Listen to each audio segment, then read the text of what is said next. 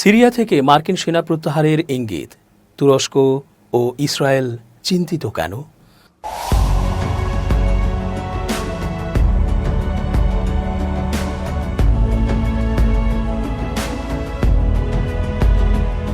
আসসালামু আলাইকুম প্রিয় দর্শক, আশা করছি আল্লাহ পাকের রহমতে ভালো আছেন।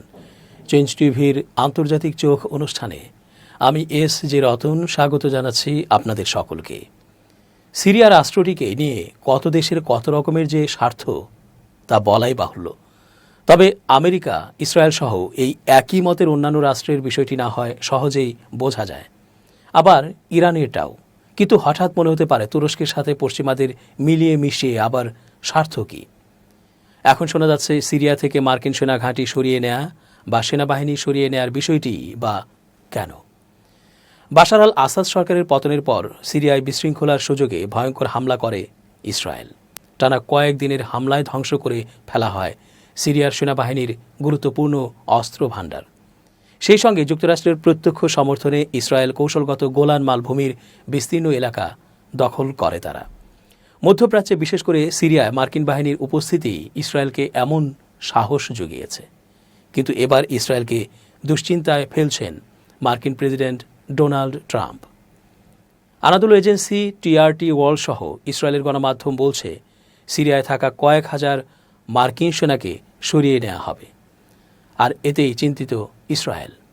ভয়ও ঢুকে গেছে তেল আবিবের কর্মকর্তাদের মনে। সিরিয়ায় বাশার আল আসাদ সরকারের পতনের পর দেশটির কিছু অঞ্চল নিজেদের দখলে নেয় ইসরায়েল। দেশটির পরিকল্পনা ছিল দক্ষিণে সীমানা আরও বাড়াবে, কিন্তু ট্রাম্পের নতুন সিদ্ধান্তে বড় বিপদে পড়বে ইসরায়েল। এরই মধ্যে ট্রাম্পের এই পরিকল্পনা ইসরায়েলি কর্মকর্তাদের জানিয়ে দেওয়া হয়েছে। তবে ইসরায়েলের প্রতিরক্ষামন্ত্রী ইসরায়েল কার্জ মঙ্গলবার অধিকৃত মাউন্ট হারমন পরিদর্শন করেন। গেল মাসে দখল করে নেয়া এই অঞ্চলে ইসরায়েল তাদের সামরিক উপস্থিতি বজায় রাখবে বলেও জোরারোপ করেন কার্জ। দেশটির পরিকল্পনা ছিল সিরিয়ার দক্ষিণে সীমানা আরও বাড়াবে, কিন্তু ট্রাম্পের নতুন সিদ্ধান্তে বড় বিপদে পড়বে ইসরায়েল। এরই মধ্যে ট্রাম্পের এই পরিকল্পনা ইসরায়েলি কর্মকর্তাদের জানিয়ে দেওয়া হয়েছে। তবে ইসরায়েলের প্রতিরক্ষামন্ত্রী ইসরায়েল কার্জ মঙ্গলবার অধিকৃত মাউন্ট হারমন পরিদর্শন করেন। গেল মাসে দখল করে নেওয়া এই অঞ্চলে ইসরায়েল তাদের সামরিক উপস্থিতি বজায় রাখবে বলেও জোরারোপ করেন। মার্কিন প্রতিরক্ষা দপ্তর পেন্টাগন বলছে, সিরিয়ায় দেশটির প্রায় ২,০০০ সেনা মোতায়েন রয়েছে। যুক্তরাষ্ট্র যদি তাদের সরিয়ে নেওয়ার পরিকল্পনা বাস্তবায়ন করে তাহলে বিপদে পড়বে তুরস্ক। কারণ ওয়াশিংটনের মদদেই সিরিয়ায় শক্তিশালী হয়ে উঠেছে ওয়াইপিজে। এই গ্রুপটি সিরিয়া ও ইরাকে স্বঘোষিত কুর্দি রাষ্ট্র গঠন করতে চায়। তাদের সমর্থন দিয়ে যাচ্ছে যুক্তরাষ্ট্র ও ইসরায়েল। ওয়াইপিজের সঙ্গে বছরের পর বছর লড়াই চালিয়ে যাচ্ছে তুরস্ক, কিন্তু তাদের সঙ্গে পেরে উঠছে না এরদোয়ানের বাহিনী। তবে মার্কিন বাহিনী প্রত্যাহার করে নেওয়া হলে এই অঞ্চলে নিরাপত্তা উদ্বেগ বাড়বে। তুরস্ক বলছে, উত্তরাঞ্চলীয় সিরিয়া থেকে মার্কিন বাহিনী প্রত্যাহার করা হলে ওয়াশিংটনের নেটোর মিত্রের নিরাপত্তা উদ্বেগ নিয়ে ট্রাম্পের ভাবা উচিত। যদিও তুরস্ক বারবার বলে আসছে, সশস্ত্র গ্রুপটিকে গুঁড়িয়ে দেওয়া না হলে তারা সামরিক অভিযান শুরু করবে। নিজের শেষ অ্যাসাইনমেন্ট হিসেবে সাবেক মার্কিন পররাষ্ট্রমন্ত্রী অ্যান্টনি ব্লিংকেন তুরস্ককে আপাত সামরিক অভিযান স্থগিত করাতে সক্ষম হন। তবে তুরস্কের আর তর সইছে না। বিশেষ করে যুক্তরাষ্ট্র সিরিয়া ছাড়লে নতুন বিশৃঙ্খলার আশঙ্কা করছে আঙ্কারা। ওয়াইপিজে আলাদা রাষ্ট্র গঠনের সুযোগ পাক তুরস্ক, সেটাও চাইছে না। ব্লিংকেনের উত্তরসূরি মার্কো রুবিওকে এক ফোন কলে সে কথা স্পষ্টভাবে জানিয়ে দেন তুর্কি পররাষ্ট্রমন্ত্রী হাকান ফিদান। সিরিয়ার প্রাক্তন শাসক বাশার আল আসাদ পশ্চিম এশিয়ায় রাশিয়ার গুরুত্বপূর্ণ মিত্র ছিলেন এবং ২০১১ সালে সিরিয়ার গৃহযুদ্ধ শুরু হওয়ার পর থেকে রাশিয়া আঞ্চলিক ভূ রাজনীতিতে সক্রিয় ভূমিকা নিয়েছিল। ২০১৫ সালে যখন আসাদের বাহিনী প্রায় পতনের মুখে দাঁড়িয়েছিল, তখন মস্কো হস্তক্ষেপ করে এবং সিরিয়ান ও ইরান সমর্থিত বাহিনীকে গুরুত্বপূর্ণ বিমান সহায়তা করার মাধ্যমে দেশটির উপর আসাদের দখলকে পুনঃসংহত করতে সাহায্য করেছিল। এটি ছিল বিদেশে রাশিয়ার প্রথম সামরিক হস্তক্ষেপ। যাই হোক, ২০২০ সাল থেকে সিরিয়ার অভ্যন্তরে অন্যান্য উপদলের সঙ্গে নিজের শাসনের বিরুদ্ধে লড়াই করতে আসাদের অনীহা, কোভিড পরবর্তী সিরিয়ার অর্থনীতির ক্রমশ দুর্বল হয়ে পড়া এবং ২০২৪ সালের গ্রীষ্মে উত্তর সিরিয়ায় একটি বিধ্বংসী ভূমিকম্প দেশটির মধ্যে ক্রমবর্ধমান অসন্তোষের জন্ম দেয়। ২০২২ সাল থেকে রাশিয়া তার ইউক্রেনীয় প্রচারে মনোনিবেশ করায় এবং হিজবুল্লাহ গত বছর থেকে ইসরায়েলের মোকাবিলা করার বিষয়ে মনোযোগ দেওয়ার সঙ্গে সঙ্গে সিরিয়ার পরিস্থিতি তীব্রতর হয়েছিল, যা সরকারি বাহিনীর মনোবলকে আরও প্রভাবিত করেছিল। এই সমস্ত কারণের দরুনই আসাদের দখল ক্রমশ দুর্বল হয়ে পড়তে শুরু করে, যার ফলে তুর্কি সমর্থিত হায়াত তাহরির আল শাম HTS যথেষ্ট আঞ্চলিক গুরুত্ব লাভ করে এবং ক্রমান্বয়ে আলেপ্পো, হামা ও হোমস দখল করে নেয়। 7 ডিসেম্বরের মধ্যে বিদ্রোহী বাহিনী দামাস্কাসও ঘিরে ফেলে। তারপর 8 ডিসেম্বর আসাদ তার 24 বছরের সুদীর্ঘ শাসনের সমাপ্তি ঘটিয়ে মস্কোয় পালিয়ে যান। এই সাম্প্রতিক ঘটনা প্রবাহের দরুন রাশিয়ার দৃষ্টিভঙ্গি বাস্তবসম্মত হয়ে উঠছে এবং মস্কো এই অঞ্চলে তার নিজের স্বার্থ বজায় রাখার উদ্দেশ্যে এবার HTS এর সঙ্গে হাত মেলাতে ব্রতী হয়েছে। আসাদ সরকারের প্রতি রাশিয়ার প্রতিশ্রুতি আসাদের ক্ষমতায় থাকার শেষ দিন পর্যন্ত অব্যাহতই ছিল এবং রাশিয়ান বাহিনী খোমেইমিমে সন্ত্রাসবাদী অগ্রগতি ব্যর্থ করতে শাসক বাহিনীর সঙ্গে মিলে কাজ করেছে। যাই হোক, 8 ডিসেম্বরের পরে মস্কোর অবস্থান পরিবর্তিত হয়। মস্কোয় সিরিয়ার দূতাবাসে একটি নতুন পতাকা উত্তোলন করা হয় এবং রাশিয়ার রাষ্ট্রীয় গণমাধ্যম বিদ্রোহীদের একটি সন্ত্রাসবাদী গোষ্ঠীর পরিবর্তে সশস্ত্র বিরোধী হিসাবে উল্লেখ করতে শুরু করেছে। সর্বোপরি রুশ কর্মকর্তারা HTS এর সঙ্গে যোগাযোগ স্থাপন করছিলেন, যা দেশে রুশ সামরিক ঘাঁটি এবং কূটনৈতিক মিশনের নিরাপত্তা নিশ্চিত করেছিল। আমিরাতি সংবাদপত্র দ্য ন্যাশনালের মতে রাশিয়া ও নতুন সিরিয়ান প্রশাসনের মধ্যে আলোচনা প্রাথমিক পর্যায়ে রয়েছে এবং রুশ সেনাবাহিনীর সঙ্গে নতুন প্রশাসনের যথেষ্ট ভালো সম্পর্ক রয়েছে। তাই আসাদের প্রত্যর্পণের জন্য রাশিয়ার কাছে কোনো উস্কানি বা দাবি জানানো হয়নি। আসাদ ক্ষমতাচ্যুত হওয়ার পর সিরিয়ায় মস্কোর কার্যক্রমেও পরিবর্তন এসেছে।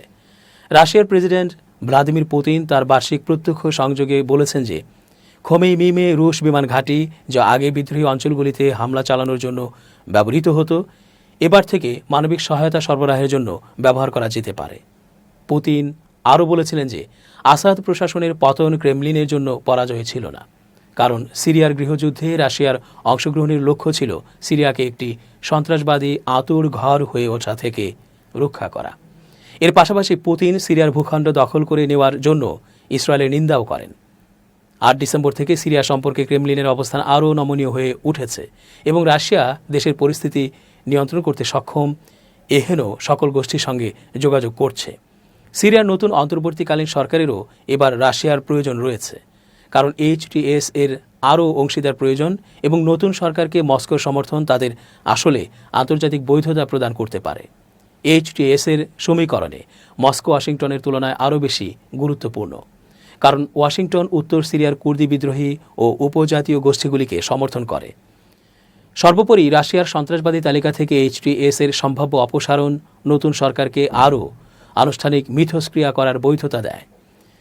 সম্প্রতি রাশিয়ার আপার হাউস বা উচ্চকক্ষ ফেডারেশন কাউন্সিল এমন এক প্রক্রিয়া অনুমোদন করেছে যেখানে একটি সন্ত্রাসবাদী সংগঠনের কার্যকলাপের উপর নিষেধাজ্ঞাকে স্থগিতাদেশ দেওয়া হয়।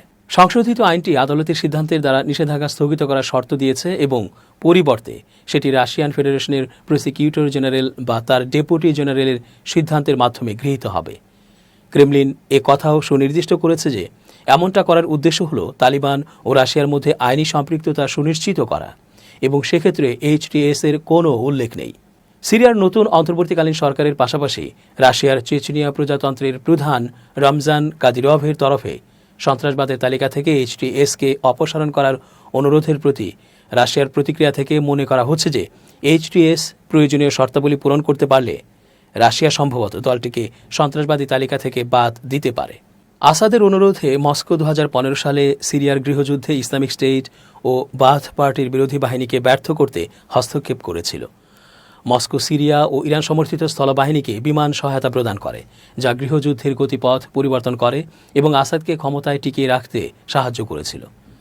তদানীন্তন Union of Soviet Socialist Republics USSR এর পতনের পর মস্কোর প্রথম হস্তক্ষেপ রাশিয়ার জন্য শুধুমাত্র উপস্থিতি বৃদ্ধির সুযোগই প্রদান করেনি, বরং একই সঙ্গে এই অঞ্চলে একটি গুরুত্বপূর্ণ বাহ্যিক ভারসাম্য রক্ষাকারীর ভূমিকা প্রদান করার পাশাপাশি আন্তর্জাতিক সন্ত্রাসবাদের বিরুদ্ধে লড়াইও সফল করে তুলেছে।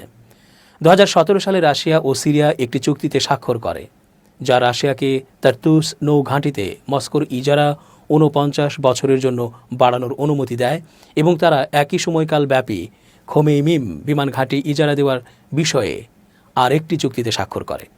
এই ঘাঁটিগুলি গুরুত্বপূর্ণ লজিস্টিক হাব ছিল এবং পূর্ব ভূমধ্য সাগরীয় অঞ্চলে রাশিয়ার প্রভাব দর্শাতে ব্যবহৃত হয়েছিল, কারণ সিরিয়া ছিল আফ্রিকায় মস্কোর প্রবেশদ্বার। উপসাগরীয় দেশগুলির সঙ্গে রাজনৈতিক যোগাযোগ বৃদ্ধির মাধ্যমে মস্কো মধ্যপ্রাচ্যে প্রভাব বিস্তার করতে আগ্রহী। তুর্কি এবং ইরানের সঙ্গে আলোচনায় রাশিয়া যথেষ্ট সুবিধা অর্জন করেছে। রাশিয়া আস্তানা প্রক্রিয়ায় একটি আসনের বিনিময়ে আসাদের সঙ্গে সম্পর্ক স্বাভাবিক করতে শুরু করেছিল, যার লক্ষ্য ছিল সিরিয়ায় সংঘাতের অবসান ঘটানো এবং তুরস্কের দক্ষিণ সীমান্তে একটি বাফার জোন তৈরি করা। যাই হোক, ইউক্রেনে যুদ্ধ শুরু হওয়ার পর থেকে সিরিয়ার উপর রাশিয়ার ক্ষমতা হ্রাস পেতে শুরু করে এবং বাণিজ্য পথের পুনর্বিন্যাসের জন্য তুর্কির ওপর মস্কোর নির্ভরতা বৃদ্ধি পায়। ইউক্রেন গ্যাস ট্রানজিট চুক্তির মেয়াদ 2025 সালের জানুয়ারি মাসে শেষ হতে চলেছে এবং তুর্ক স্ট্রিম পাইপলাইনটি রাশিয়ান পাইপলাইন গ্যাস ইউরোপে স্থানান্তর করার একমাত্র কার্যকর ব্যবস্থা। আলোচনায় দর কষাকষির ক্ষেত্রে আঙ্কারা ভালো অবস্থানে রয়েছে, যা তুর্কিকে সুবিধাজনক অবস্থানে রেখেছে। উপরন্তু সিরিয়ার রুশ সেনাদের উপস্থিতি হ্রাস পেয়েছে এবং সেই সেনাকে ইউক্রেনে পাঠানো হয়েছে। ইরান সমর্থিত হিজবুল্লাহ গত অক্টোবর মাস থেকে ইসরায়েলের মোকাবিলা করতে শুরু করেছে, যার ফলে বিদ্রোহী দলগুলি শক্তিশালী হয়ে উঠেছে। আসাদ ক্ষমতাচ্যুত হওয়ার সঙ্গে সঙ্গে আঞ্চলিক ভূ রাজনীতিতে তুর্কি এবং ইসরায়েলের প্রভাব বৃদ্ধি পেয়েছে, কারণ মস্কোর প্রভাব তুলনামূলকভাবে হ্রাস পাচ্ছে। তুর্কি ও ইসরায়েলের সঙ্গে মস্কোর সম্পর্ক 2015 পূর্ববর্তী সমীকরণে ফেরত যেতে পারে। রাশিয়া সিরিয়ায় তার নিজের স্বার্থ রক্ষা করতে কিছুটা সমর্থ হলেও আসাদের পতন মধ্যপ্রাচ্যে মস্কোর আপেক্ষিক শক্তির পতনকেই দর্শায়। সুতরাং এমনটাও সম্ভব যে স্বল্পমেয়াদে রাশিয়া অতীতের মতো সক্রিয় ভূমিকা পালন করতে সক্ষম হবে না।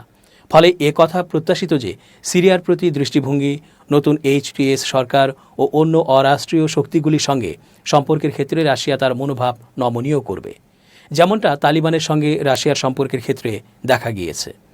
একই সঙ্গে এই গোষ্ঠীগুলিকে সন্ত্রাসবাদী তালিকা থেকেও অপসারণ করা হতে পারে এবং সংঘাত পরবর্তী সংকল্প প্রক্রিয়ায় রাশিয়ায় সম্পৃক্ত হতে পারে, যা সিরিয়ার অর্থনীতি পুনর্গঠন করবে।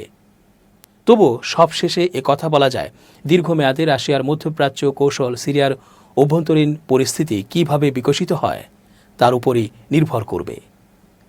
দর্শক, আজকের মতো শেষ করছি এখানেই। ভালো থাকুন। changetv.press এক ফোঁটা হলুদও নেই।